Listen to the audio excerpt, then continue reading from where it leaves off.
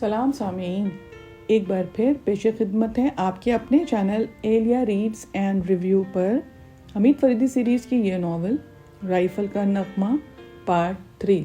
بار میں واپس سے روشنی ہو گئی تھی، ساری میز اور کرسیاں الٹی پڑی تھیں۔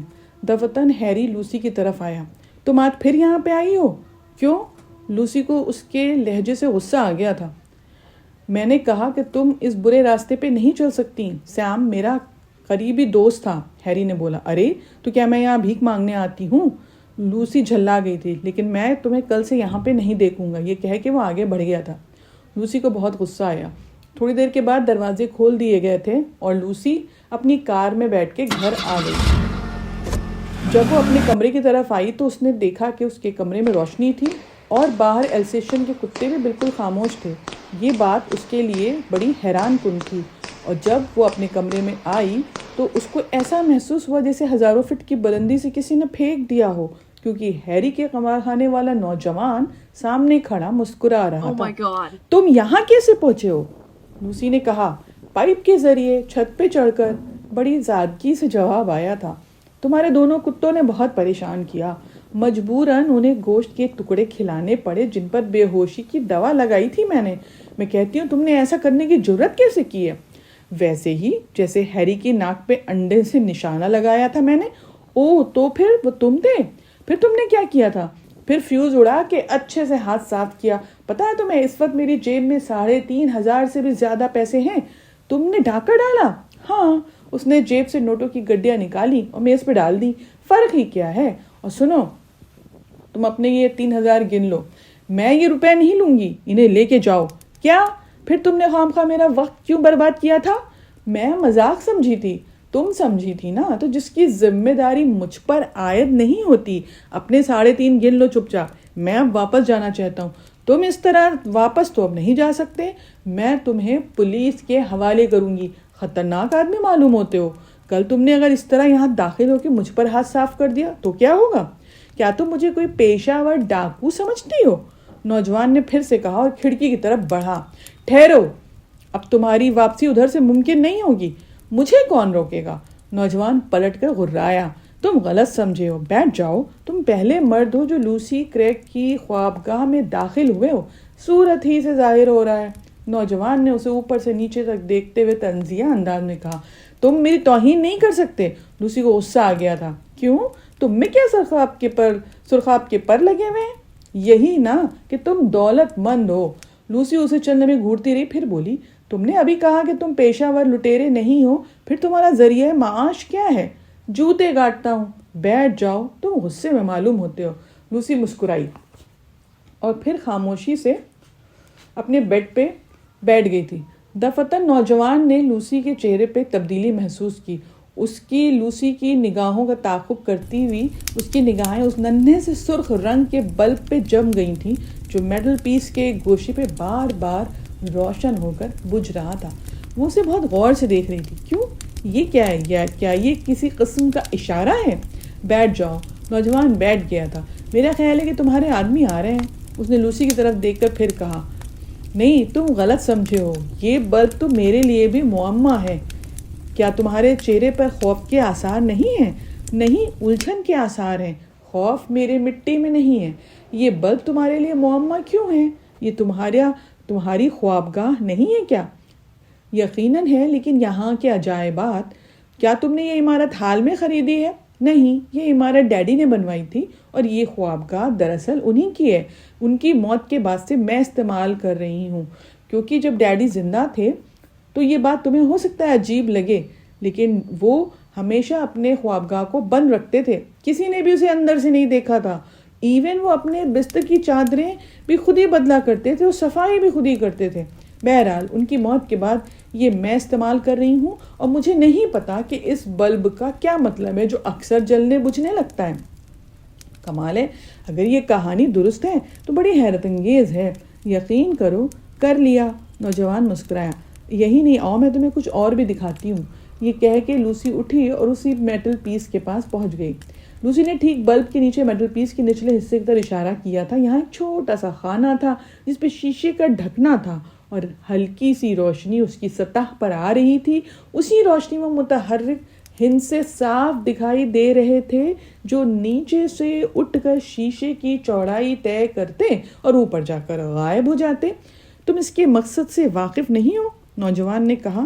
اس کی آنکھوں میں شبہ تھا۔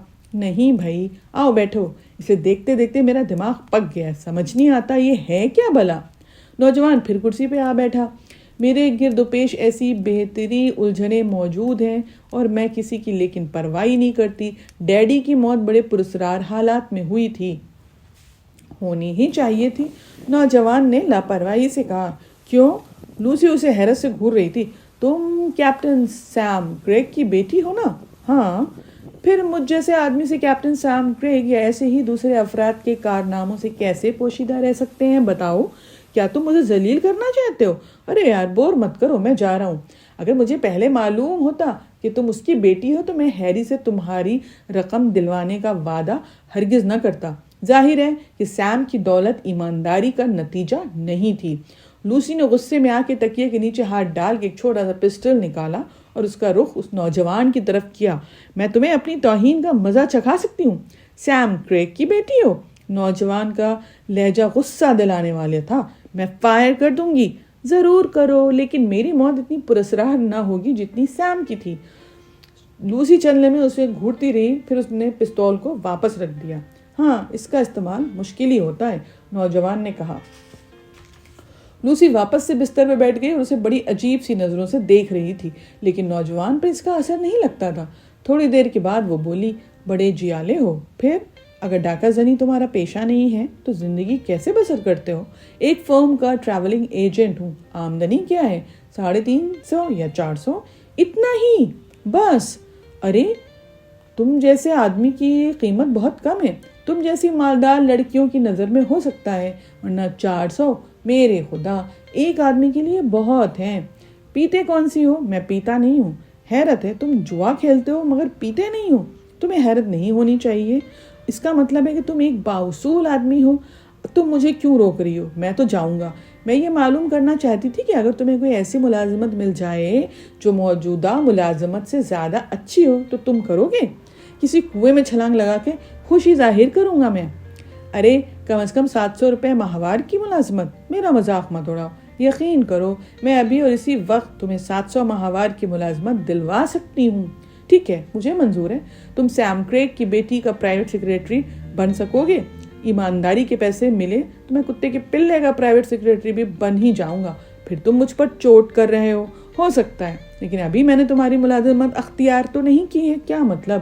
ملازمت اختیار کرنے کے بعد تو مجھے تمہارا ادب کرنا پڑے گا۔ تم بڑے منہ پھٹ ہو، یہ اچھی بات تو نہیں ہے۔ ملازمت ہو جائے تو تم میرا سلیقہ بھی دیکھ لو گی۔ چلنے میں لوسی خاموش تھی، پھر اس نے سگریٹ سلگا لیا۔ لیکن تم کان کھول کر سن لو، تم نے مجھ سے عشق کرنے کی کوشش نہیں کرنی ہے، ہرگز نہیں۔ عشق کرنا میری خاندانی روایات کے خلاف ہے۔ میرے والدین مرتے دم تک ایک دوسرے کو گالیاں دیتے تھے۔ دادا صاحب کے متعلق بھی یہی سننے میں آیا ہے کہ وہ جس عورت سے شادی کرتے تھے اسے دوسرے ہی دن قتل کر دیتے تھے۔ پھر تمہارے باپ کہاں سے آئے تھے؟ لوسی ہنس پڑی تھی۔ پتہ نہیں کہاں سے آئے تھے، میں نے اس کے متعلق تو غور ہی نہیں کیا۔ ٹھیک ہے، میں نے یہ بات مذاقاً نہیں کی تھی، میں نے سوچا کہ تم کسی غلط فہمی میں مبتلا نہ ہونا۔ ٹھیک ہے، تم یہ بھی جانتے ہو کہ ڈیڈی کس قسم کے تھے۔ ان کی موت کے بعد بعض افراد مجھے مختلف قسم کی دھمکیاں بھی دے رہے ہیں۔ کیسی دھمکیاں؟ ڈیڈی نے خواہ کسی طرح بھی دولت جمع کی ہو، میں اس کی ذمہ دار تو نہیں ہوں۔ وہ دولت میرے پاس ورثے میں منتقل ہوئی ہے، تو کیا میں اس کو چھوڑ دوں؟ ہرگز بھی نہیں۔ اگر ادھر کسی نامعلوم آدمی نے دھمکیاں دینی شروع کی ہیں کہ میں اس مکان کو چپ چاپ خالی کر کے چلی جاؤں۔ واہ کمال ہے، میں جانتی ہوں کہ میرا ساتھ دینے والے یہاں کم ہی نکلیں گے۔ کیوں؟ دولت سے تم سب خرید سکتی ہو۔ ہاں، لیکن اکثر خریدی ہوئی چیزوں پہ اعتماد کرنے کو دل نہیں چاہتا۔ ٹھیک ہے، میں تمہاری نوکری کو پسند کرتا ہوں اور ابھی کے ابھی میں تیار ہوں۔ کیا میں خود کو تمہارا ملازم سمجھوں؟ قطعی۔ اس نے میز پہ پڑی ہوئی نوٹوں کی گڈیاں اٹھائی اور یہ کہا کہ تمہاری یہ رقم، اس کو لے جاؤ۔ سب سے پہلے میں آپ کا شکریہ ادا کرتا ہوں میڈم۔ نوجوان نے اٹھ کے قدرے جھکتے ہوئے کہا، پھر سیدھا ہو گیا۔ یہ رقم قطعی آپ کی ہے، مطلب یہ کہ اس میں سے 3500 بقیہ ہیری کو کسی نہ کسی طرح واپس کر دیے جائیں گے. بس اسی بنا پر میں تمہیں پسند کرنے لگی ہوں. مطلب یہ کہ تم میرے ساتھ ایمانداری سے پیش آؤ گے. ہاں کسی حد تک. کیا مطلب ہے؟ مطلب یہی کہ اگر آپ مجھ سے کسی قسم کی بےایمانی کرنا چاہیں گی تو میں بھی ایمانداری سے پیش نہ ہوں گا. نہیں، میں صرف اپنی حفاظت کرنے کی قائل ہوں. بس پھر میں ہر خدمت کے لیے حاضر ہوں. اور یہ کہہ کے وہ بولا، اچھا اب اجازت دیجیے. دوسری طرف کرنل فریدی سگار کو ایش ٹرے میں مسل کے میز پہ پھیلے ہوئے کاغذات دیکھ رہا تھا. انسپکٹر شاہد بھی کمرے میں موجود تھا. مسٹر شاہد، فریدی نے کاغذات ایک طرف رکھ کے انہیں پیپر ویٹ سے دباتے ہوئے کہا. پھر شاہد کی طرف دیکھا. ان کاغذات سے اس بات کا کوئی ثبوت نہیں ملتا کہ وہ انسپکٹر محض ان پراسرار اموات کے سلسلے میں نگار تھیٹر کی طرح متوجہ ہوا تھا. لیکن اس نے محکمے کو تو یہی رپورٹ دی تھی، شاہد نے کہا. پھر ان کاغذات میں اس کا تذکرہ نہیں ہے. یہ اسی کے ہاتھوں کے کیا مرتب کیے ہوئے ہیں؟ جی ہاں ہیں. تو ان اموات کے متعلق کسی نے چھان بین کی تھی کیا؟ میں نے کی تھی. یعنی سب سے پہلے آپ ہی کی توجہ اس طرف ہوئی تھی؟ جی ہاں. لیکن آپ صرف فائلوں ہی تک محدود رہے. فریدی مسکرایا. میں نہیں سمجھا. مطلب یہ کہ تفتیش اس انسپکٹر نے شروع کی تھی جو پراسرار طور پہ نگار میں کام آیا. جی ہاں. آپ نے اپنی تفتیش مکمل کر کے مرنے والوں کی لسٹ کب پیش کی تھی؟ 11 اگست کو. اور اس کے بعد ہی اس انسپکٹر نے تفتیش شروع کی تھی؟ جی ہاں. مگر مسٹر شاہد، ان کاغذات پہ مگر ٹھہریے، کیا آپ انہیں دیکھ چکے ہیں؟ جی نہیں، یہ تو براہ راست سپرنٹینڈنٹ صاحب سے ملے تھے مجھے. شاید اسی لیے مجھے یہاں طلب کیا گیا ہے. میں نہیں سمجھا. یہ کاغذات روزنامچے کی شکل میں ہے اور ان پر 11 اگست سے پہلے کی تاریخیں ہیں. نہیں. شاہد کے لہجے میں حیرت تھی. جی ہاں، بہت پہلے کی تاریخیں، یعنی پہلی موت سے بھی پہلے کی تاریخیں ہیں. میرے خدا! شاہد کی آنکھیں حیرت سے پھیل گئیں. اس دلچسپ داستان کا یہ سلسلہ ہم یہاں روکتے ہوئے آپ سے ریکویسٹ کرتے ہیں کہ اگر ابھی تک آپ نے ہمارا چینل سبسکرائب نہیں کیا ہے تو کر لیجئے، اور اگر آلریڈی سبسکرائب کر چکے ہیں تو پلیز نوٹیفیکیشن کا بیل بھی آن کر دیجئے نا. ایٹ لیسٹ ہر آلٹرنیٹ ڈیز پہ 7 PM شارپ پہ زحمت کر لیا کریے دیکھنے کے لیے. شکریہ.